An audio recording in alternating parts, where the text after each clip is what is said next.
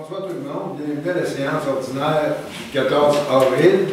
Sans plus tarder, on va donner la parole à M. Trésor. Bonsoir.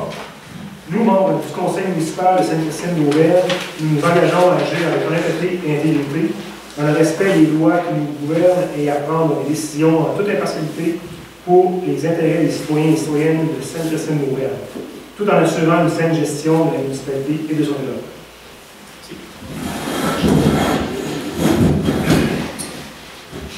Alors, lecture et adoption de l'ordre du jour. 3. Adoption du procès-verbal de la séance ordinaire du 10 mars dernier.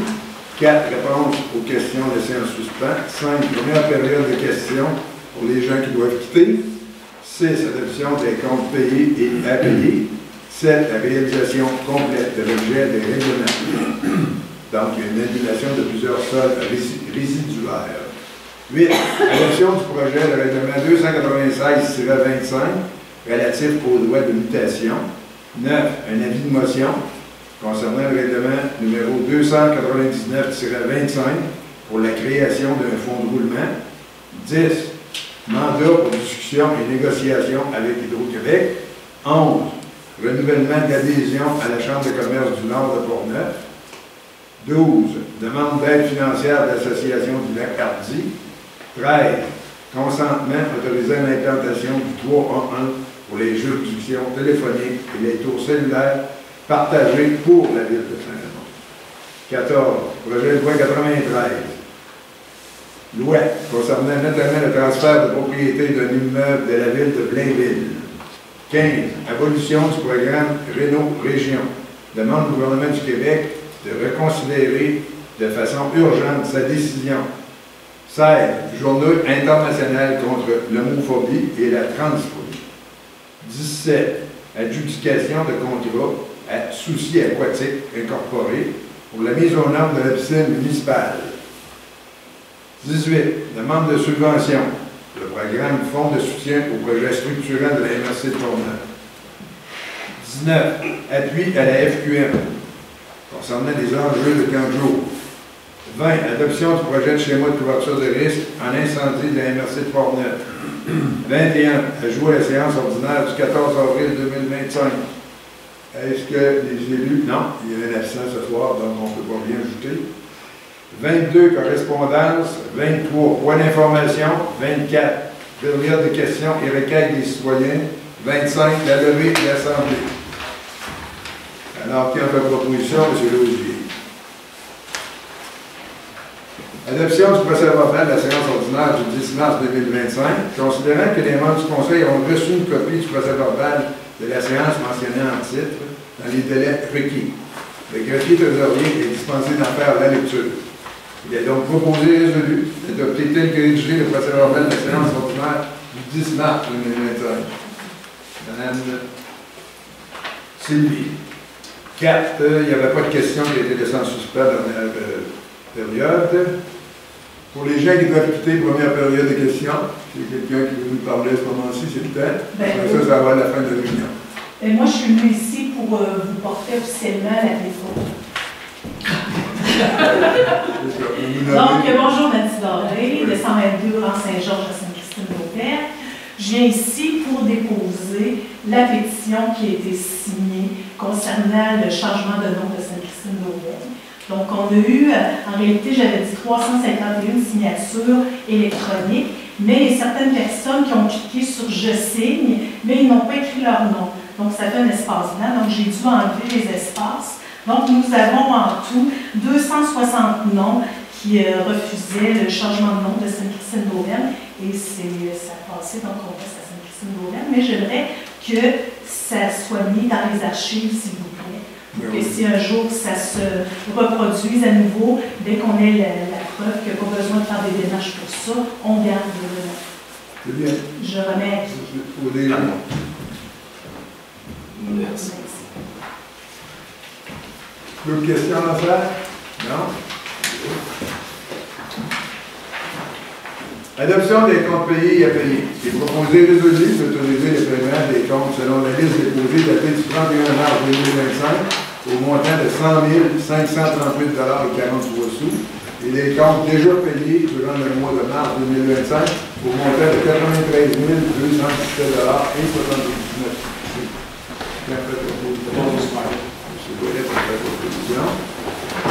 Les documents sont en tout temps disponibles sur demande pour consultation. Réalisation complète de l'objet de règlement par l'annulation des sols résidulaires. Attendu que la municipalité de Sainte-Christine-d'Auvergne a entièrement réalisé l'objet des règlements dont la liste apparaît à l'annexe, selon ce qui a été prévu. Attendu qu'une partie de ces règlements a été financée de façon permanente. Attendu qu'il existe pour chacun de ces règlements un sol non contracté du montant de l'emprunt approuvé par le ou la ministre des Affaires municipales et de l'occupation du territoire et qui ne peut être utilisé à d'autres fins. Attendu que le financement de ces sols n'est pas requis et que ces sols ne devraient plus apparaître dans les registres du ministère. Attendu qu'il y a lieu, à cette fin, de modifier les règlements d'emprunt identifiés à l'annexe pour ajuster les montants de la dépense et de l'emprunt. Et, s'il y a lieu, approprier une subvention pour une somme provenant des fonds généraux de la municipalité. Il est donc proposé et résolu que la municipalité de Sainte-Christine-d'Auvergne modifie les règlements identifiés à l'annexe de la façon suivante. Par le remplacement des montants de dépenses ou de l'emprunt par les montants indiqués sous les colonnes nouveaux montants de la dépense et nouveaux montants de l'emprunt. On voit ça à l'annexe. 2. Par l'ajout d'une disposition prévoyant qu'au fin d'acquitter une partie de la dépense, la municipalité affecte de son fonds général la somme indiquée sous la colonne fonds général. On voit ça aussi à l'annexe. 3. Par la modification de la disposition relative à l'affectation d'une subvention en vue d'y indiquer le montant apparaissant sous la colonne subvention de l'annexe. Les protocoles d'entente 6 juin sont réputés faire partie intégrante des règlements correspondants identifiés à l'annexe.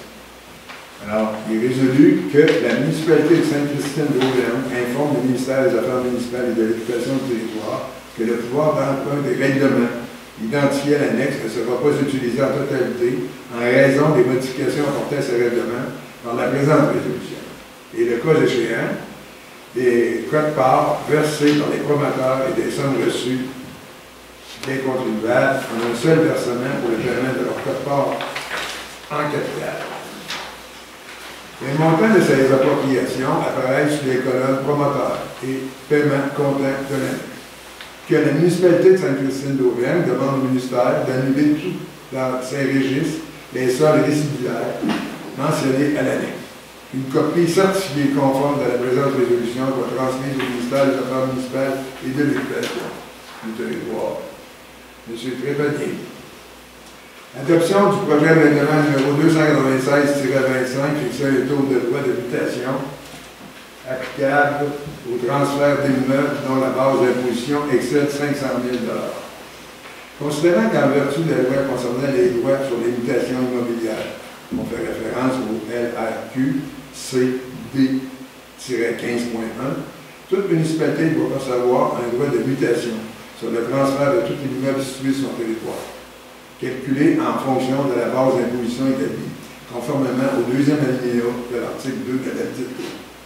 Considérant qu'en vertu de cette même loi, une municipalité peut, par règlement, fixer un taux supérieur à celui prévu au paragraphe 3 du premier alinéa et de l'article 2 pour toute tranche de la base d'imposition qui excède 500 000 $, sans toutefois excéder 3 %. Considérant que l'avis de motion du présent règlement a été préalablement donné lors de la séance du 10 mars 2025, considérant toutes les dispositions de l'article 445 du Code municipal ont été respectées, considérant qu'une copie du projet de règlement a été remise à tous les membres du Conseil au moins 2 jours avant la séance et que tous les membres présents déclarent l'avoir lu et renoncent à sa lecture.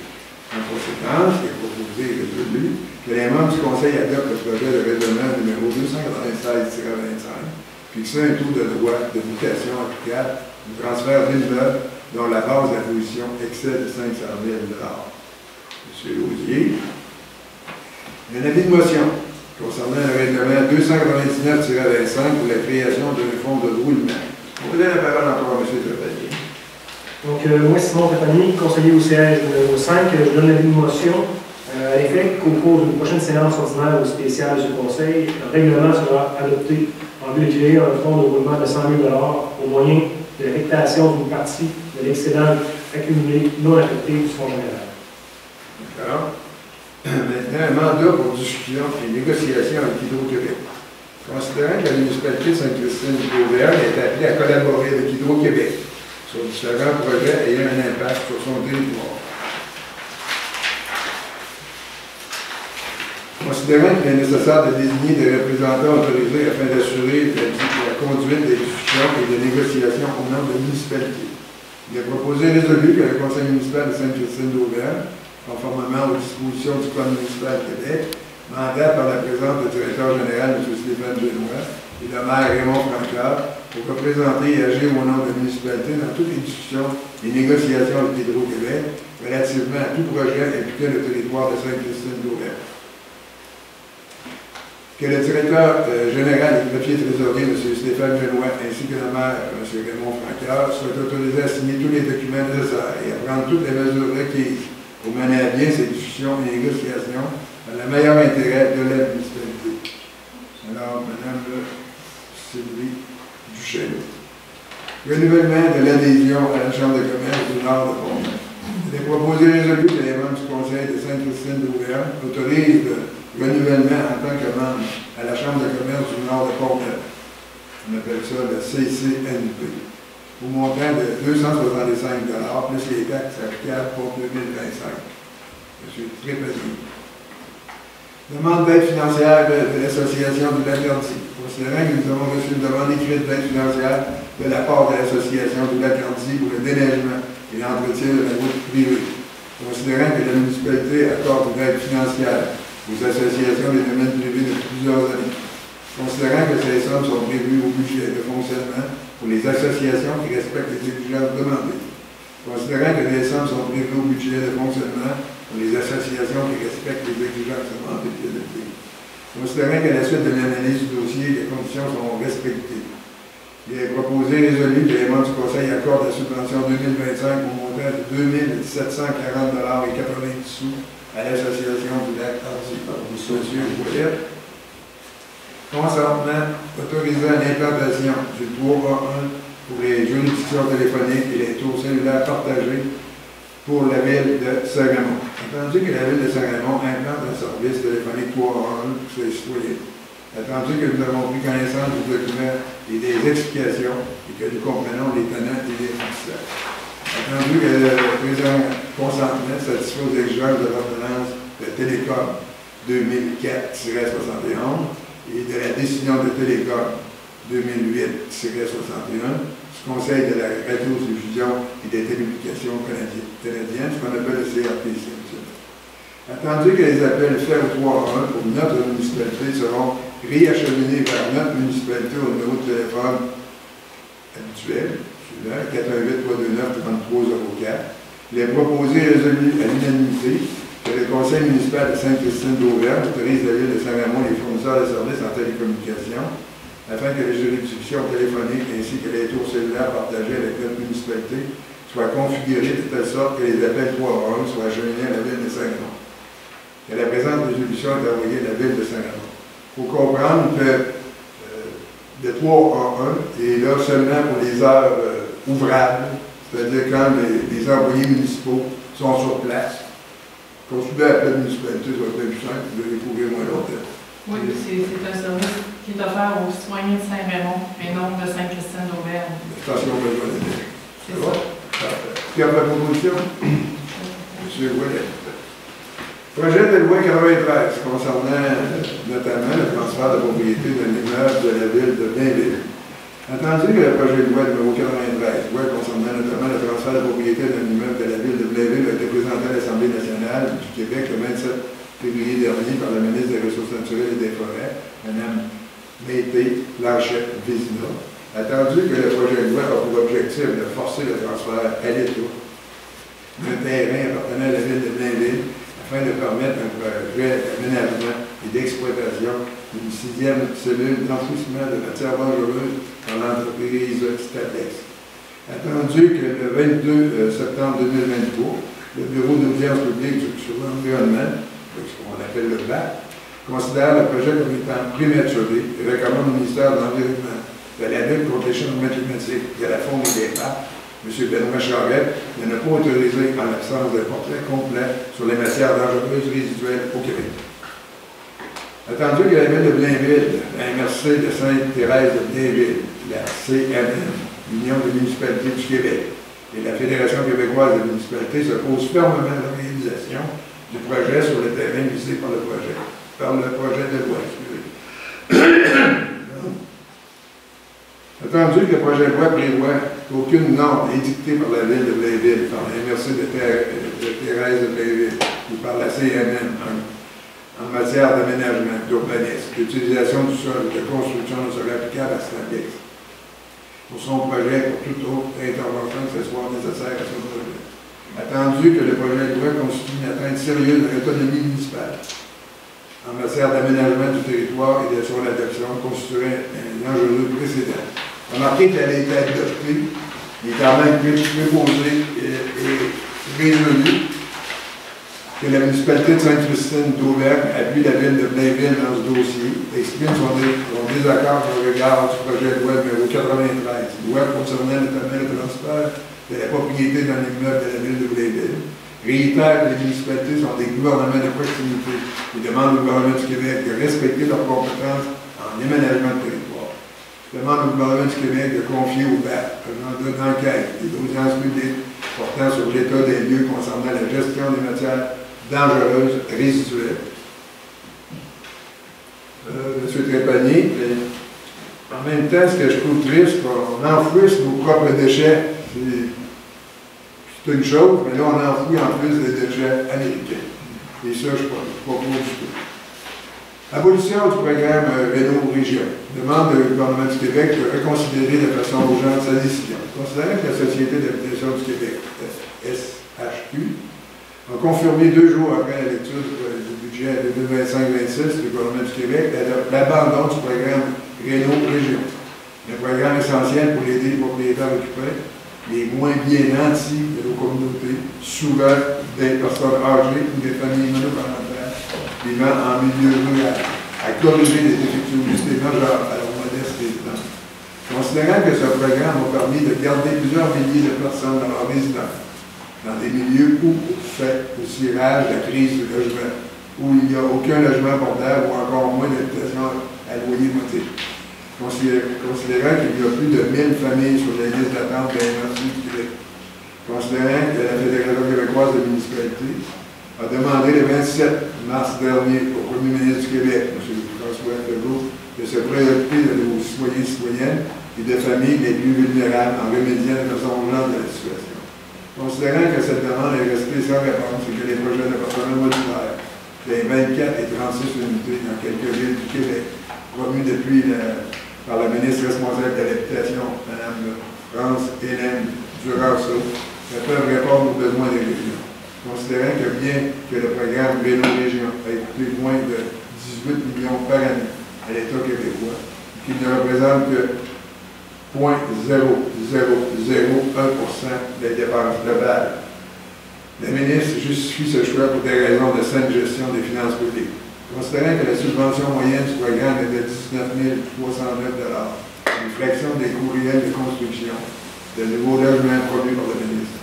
Considérant que la FQM a déposé l'an dernier, à la demande de la SHQ, une série de propositions afin d'augmenter l'efficacité du programme et de le rendre plus accessible pour mieux répondre aux besoins à travers le Québec. Considérant que la SHQ devrait lancer une version modifiée du programme Réno Région à la suite de sa consultation en 2025. Considérant que l'abolition de ce programme porte atteinte aux personnes les plus vulnérables de nos communautés. Il est donc proposé et résolu que le Conseil municipal de Sainte-Christine d'Auvergne demande au Premier ministre du Québec, M. François Legault, et à sa ministre responsable de l'habitation, Mme France-Hélène Duranceau, de relancer immédiatement le projet Réno Région pour l'année financière 2025-2026 et de s'engager à assurer son financement à long terme. À terme, le processus de modification du programme pour assurer une plus grande accessibilité dans toutes les régions du Québec. Que cette résolution soit transmise rapidement aux personnes humaines. M. François Legault, Premier ministre du Québec, Mme France-Hélène Duranceau, ministre responsable de l'habitation, M. Éric Girard, ministre des Finances, M.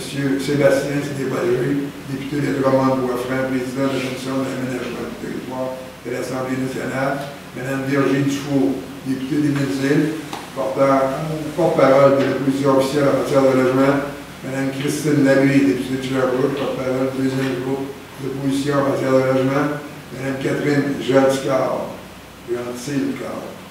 député de Terrebonne, porte-parole du troisième groupe d'opposition en matière de logement, M. Jean Martel, président directeur général de la Société d'habitation du Québec, votre député à l'Assemblée nationale, M. Vincent Caron, M. Jacques Demers, président de la Fédération québécoise des municipalités. Alors, il y a votre proposition, Mme Chelot. Journée internationale contre l'homophobie et la transphobie. Considérant que la Charte québécoise des droits et des libertés de la personne reconnaît qu'aucune discrimination ne peut être exercée sur la base de l'orientation sexuelle, de l'identité du genre ou de l'expression du genre. Considérant que le Québec est une société ouverte à toutes et à tous, y compris aux personnes lesbiennes, gays, bisexuelles et trans, fait référence à LGBTQ+, et à toute autre personne se reconnaissant dans la diversité sexuelle et la pluralité des identités et des expressions de genre. Considérant que malgré les récents efforts pour une meilleure inclusion des personnes LGBT, l'homophobie et transphobie demeurent présentes dans la société. Considérant que le 17 mai est la journée internationale contre l'homophobie et la transphobie, que celle-ci a célébré de fait dans de nombreux pays et qu'elle résulte d'une initiative québécoise portée par la Fondation émergente de 2003. Considérant qu'il y a lieu d'apporter les efforts de la Fondation émergente dans la tenue de cette journée, et donc proposé et résolu que la municipalité de Sainte-Christine d'Auvergne proclame le 17 mai journée internationale contre l'homophobie et la transphobie, et de souligner cette journée en hissant le drapeau arc-en-ciel devant l'hôtel de ville et de sensibiliser la population sur les réseaux sociaux. Pas proposition, M. Moulin. Oui, M. Ouellet fait la proposition. Dissident. Dissidence, monsieur. Est-ce qu'il y a une dissidence? Non, c'est là, M. Bois. On continue. Loisirs et développement. Adjudication de contrat à Souci Aquatique Incorporé pour la mise aux normes de la piscine municipale.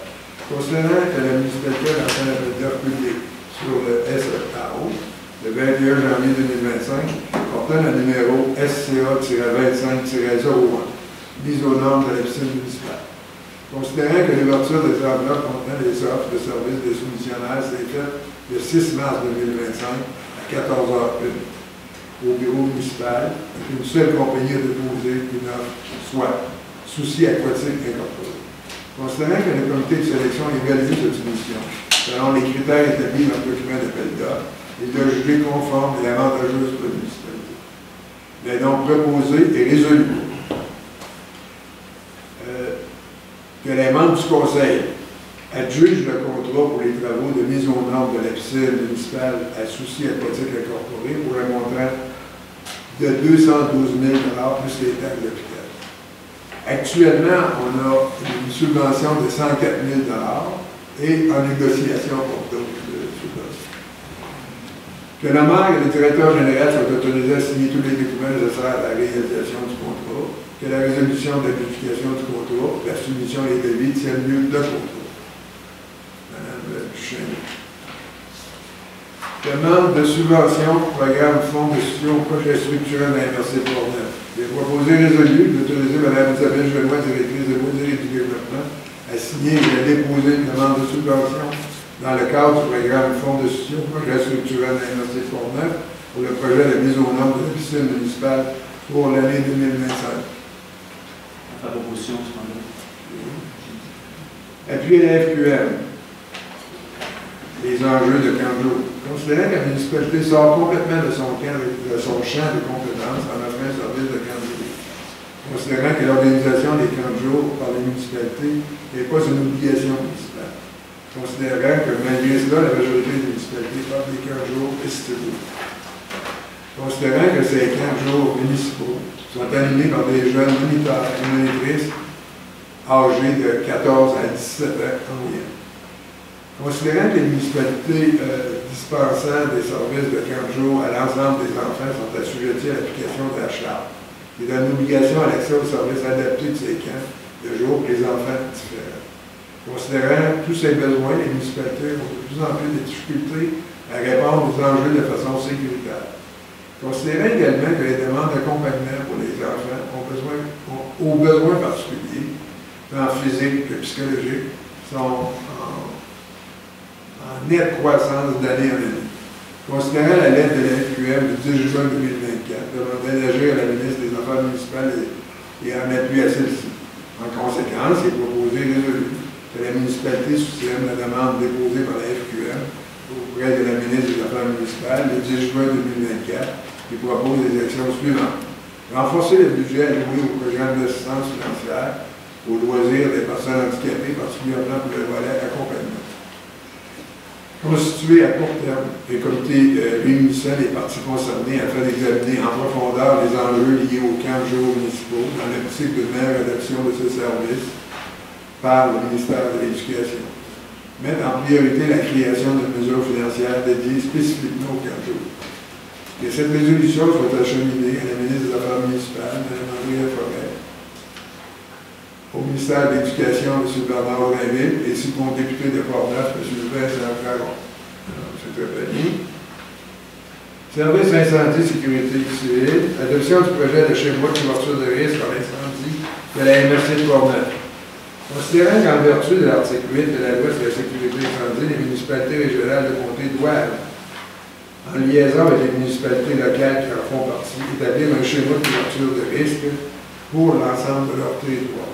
Considérant que les orientations du ministre de la Sécurité publique en matière de sécurité incendie définissent le cadre d'élaboration du schéma et les objectifs à atteindre. Considérant que les activités et mesures en matière de sécurité incendie doivent atteindre les objectifs du ministère de la Sécurité publique en matière de sécurité incendie.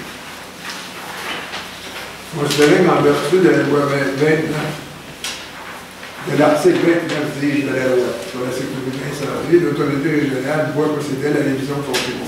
Considérant que l'ensemble des municipalités du territoire de la MRC de Port-Neuf ont fourni les informations nécessaires à l'élaboration du schéma.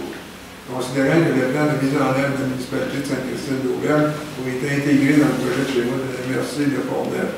Considérant que la MRC de Port-Neuf a transmis l'ensemble des municipalités de la MRC le projet de schéma d'incendie pour l'adoption du conseil municipal. Considérant que la municipalité de Sainte-Christine-d'Auvergne est en accord avec le projet des schémas de couverture de risque incendie de la MRC de Port-Neuf et de son plan de mise en œuvre. En conséquence, il est proposé et résolu que le conseil de la municipalité de Sainte-Christine-d'Auvergne adopte le projet de schéma de couverture de risque en sécurité incendie de la MRC de Port-Neuf ainsi que son plan de mise en œuvre. Que copie de cette résolution soit transmise à la direction générale de la MRC de Port-Neuf.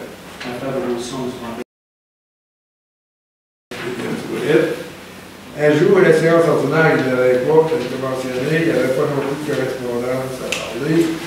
Alors, on va donner la parole à M. Paquette concernant la voirie des travaux publics. Excusez-moi. C'est une grande feuille.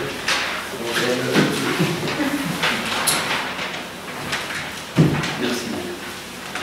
Alors, bonsoir. Au niveau de la voirie des travaux publics, avec l'arrivée du printemps, la municipalité a entamé des travaux d'entretien printanier des infrastructures routières. Nous souhaitons particulièrement vous mettre en garde concernant la période de dégel. Durant cette période, les routes peuvent être particulièrement fragiles et sujettes à des dommages. Nous vous encourageons à faire preuve de prudence et à adopter votre conduite en conséquence. Nous vous demandons d'être indulgents et patients et nous vous remercions de votre compréhension et de votre coopération. Ensemble, nous pouvons assurer un environnement sûr et agréable pour tous. Voilà, merci. D'accord, merci. Concernant les ressources humaines, M. Leclerc est en seul. Alors, vous avez reçu demandé, Mme? Non, aucun dossier. Comité d'embellissement, alors on donne la parole encore à Mme Chenot. Oui, alors, qui dit printemps dit travaux. Alors, le comité d'embellissement est à la recherche de bénévoles pour la saison estivale. Alors, les personnes qui sont intéressées à mettre la main à la terre peuvent contacter Annie Chignac au 418-329-3304 au poste 107 ou par courriel à embellissement@sca.québec. Concernant les voisins, M. Trépanier. Oui, donc les inscriptions pour le camp de jour estival sont débutées. Vous retrouvez les informations sur nos réseaux sociaux. Notez que nous priorisons les enfants résidents à Sainte-Christine-d'Auvergne. Le concours de dessin de Pâques se termine mercredi. Le dessin est disponible dans le copie papier à la municipalité et dans les cours d'Auvergne. Il est également possible de l'imprimer via notre site web. Le chocolat géant est à gagner. Rapportez votre dessin à la municipalité ou déposez-le dans la boîte aux lettres en bois rond à l'extérieur de la réception avant le 16 avril.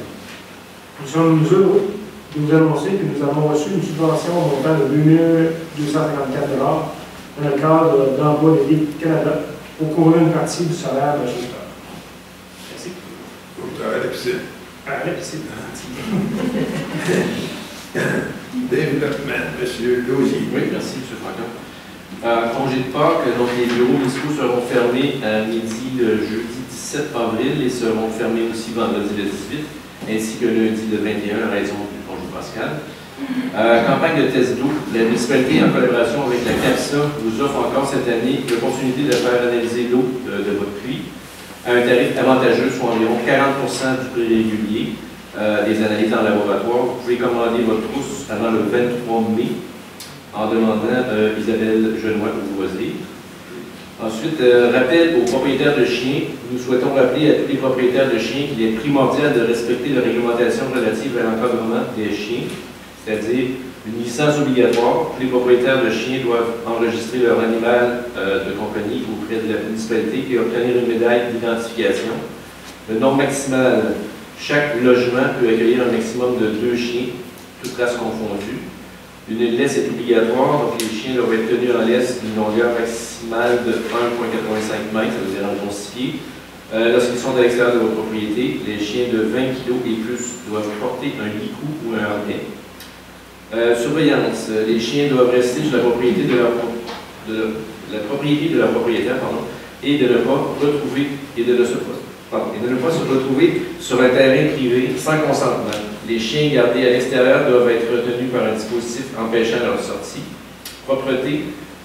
Les propriétaires doivent ramasser les matières fécales de leurs chiens lorsqu'ils sont à l'extérieur et disposer de manière hygiénique.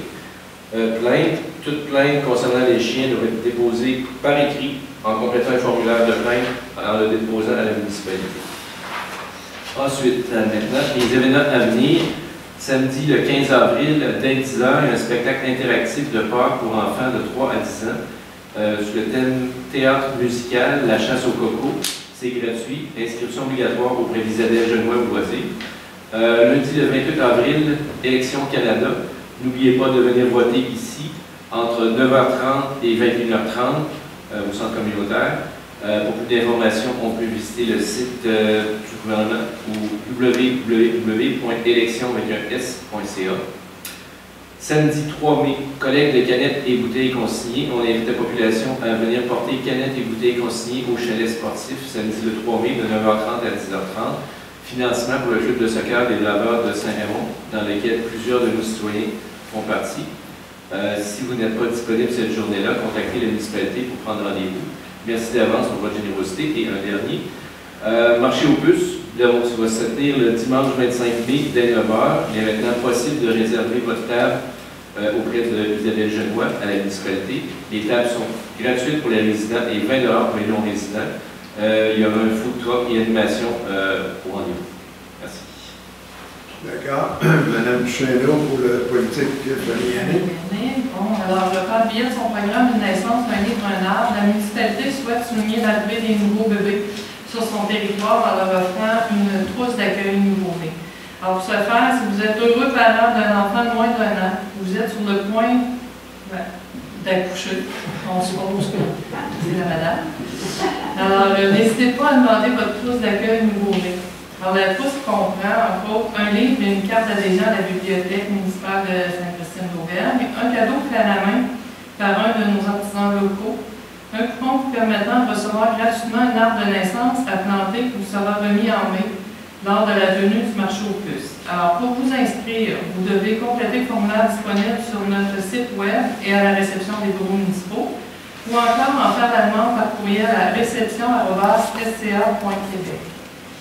Ensuite, la FADOC a tenu son déjeuner de Pâques samedi dernier. Il y a eu un très bon taux de participation. Et je vous informe que la FADOC sera en période de recrutement pour les membres du conseil d'administration. Donc, l'Assemblée générale annuelle le 13 juin. À ce moment-là, les gens qui sont intéressés pourront déposer leur candidature. Alors voilà, merci. Merci. Alors, on est rendu à l'incendie et sécurité civile. M. Ouellet. Monsieur le maire, en fait, en mars, il y a eu 2 sorties, une pour une alarme incendie et l'autre pour un danger électrique. Si on décortique les paramètres dans le fond que ça a pris, dans le premier cas pour l'alarme, les pompiers étaient répartis à 12h35, le véhicule en direction à 12h37. Ils sont arrivés à 12h58 pendant un déplacement total de 23 minutes. Et dans l'autre cas, le danger électrique, il était réparti à 10h36, il était en direction vers 10h39, survécu à 10h58, pour un temps de déploiement en minute de 22. Si on décortique un peu ces cas, qu'est-ce qui est arrivé dans le premier cas, l'appel pour une alarme incendie en fonction, c'est la route des 28. Pendant que les pompiers étaient en direction, nous avons reçu une mise à jour de la centrale qui mentionnait que la propriétaire avait déclenché le système d'alarme lorsqu'elle a changé la pile de son détecteur. Un de nos véhicules a continué sa route pour aller constater sur place. Puis dans l'autre cas, le danger électrique, c'est un appel pour un danger électrique sur la route de la Ronde. Un véhicule a accroché un fil de télécom et le fil traînait au sol. Voilà, pour terminer, je dirais le total des interventions pour 2025, il y en a 4. C'est très bien. Merci, M. Ouellet. Maintenant, la Régie régionale de gestion des matières résiduelles de Portneuf. Oui, merci. Donc, à la compter du 15 avril, demain, les éco-centres passeront à l'horaire estival. Vous trouvez les horaires complets sur le site laregieverte.ca.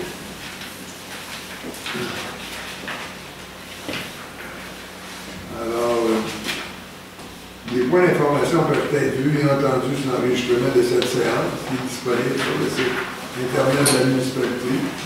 Alors, www.sca.québec. Et on les garde pendant combien de temps? Environ 2 ans. Environ 2 ans. Vous pouvez retourner 2 ans en arrière pour visionner les réunions municipales. Alors maintenant, la parole est encore à vous. Deuxième bloc de questions. Oui, monsieur. À la thématique 22 juillet 11, je voulais revenir sur la demande qui a été faite concernant les procès verbaux. Oui. J'ai consulté le site web, j'ai visionné le vidéo qui a été mis à la séance 10 mars. J'ai constaté votre réponse, c'est bien. Mais là, ce que je trouve un petit peu déplorable, c'est qu'on n'ait pas, par exemple, le procès verbal ici sur place. Parce que je trouve ça, je trouve ça bizarre que vous puissiez adopter le procès verbal, comme vous avez fait au début de la séance, sans qu'aucun citoyen en ait pris connaissance. Il me semble que les citoyens doivent avoir un droit de regard sur la conformité du procès verbal. Donc, je demanderais d'avoir au moins une copie ici sur place, des copies ici sur place avant les séances, comme c'était préparé. OK. Est-ce que ça te convient? Tout à fait. Bon, ça va être fait. Merci. D'autres interventions? À ce moment-là, quelqu'un fait la proposition de lever l'Assemblée, M. Paquet. Merci, bonne soirée. Merci d'être là.